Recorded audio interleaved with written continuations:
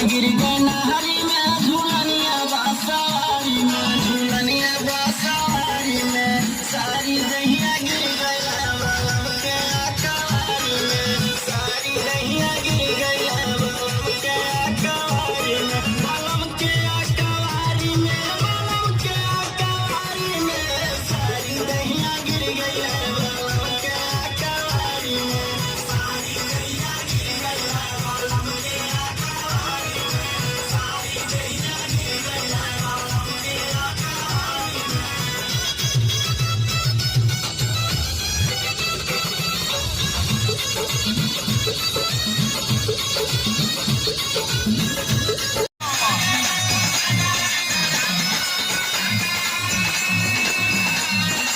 दारू का चाची के रोटी करेला तमार दादी कारी झलकाता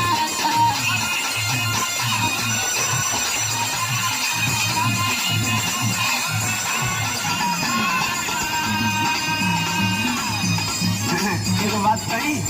बोला देख तू सही कहतली लेकिन आज भरे को हमार बात मान ले। कौन बात तोहर मानी हो सुनो सुनावा आज भर खाए दानी खाके तुरही किरिया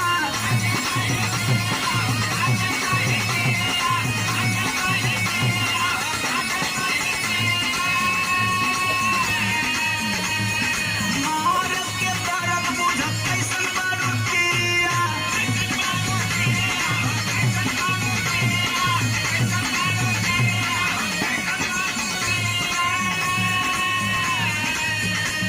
तो के खूब हम बढ़िया से जाना चाहिए का तू का हुआ या का करेगा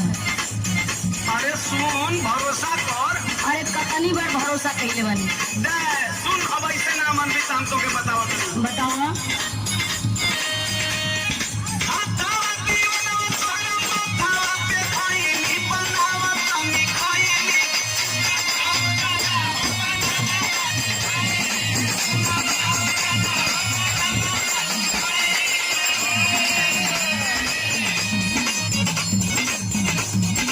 सुनो हाँ कितनी बार क्रिया खैले बड़ा कितनी बार गलती कैले बड़ा अरे अब ना करो तोहरी बाती में हम ना आए वाला हाँ बोलता बढ़िया से रहम तोहर जानत बानी हम हो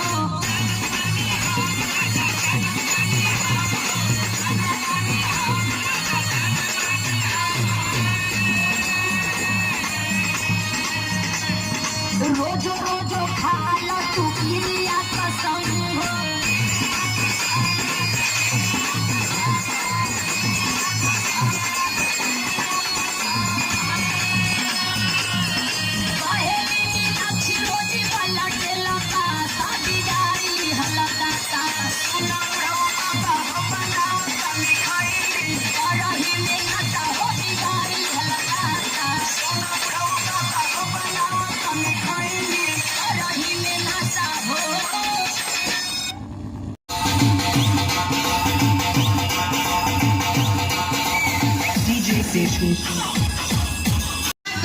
अच्छा